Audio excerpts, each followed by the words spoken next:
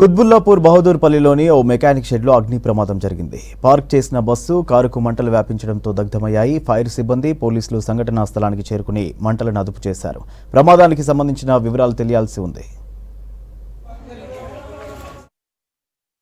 చిన్న work shop ఉంది మన దగ్గర, అంటే రిపేరింగ్కి వచ్చింది వెల్డింగ్ వర్క్. నేను మెకానిక్, మా దగ్గర వెల్డర్ ఉన్నాడు షకీల్ అని. వాళ్ళ దగ్గర పనిచేసే పోరాడు. మేము లంచ్ చేసేసి కొద్దిగా సామాన్ దేనికి బయటికి వెళ్ళినాము.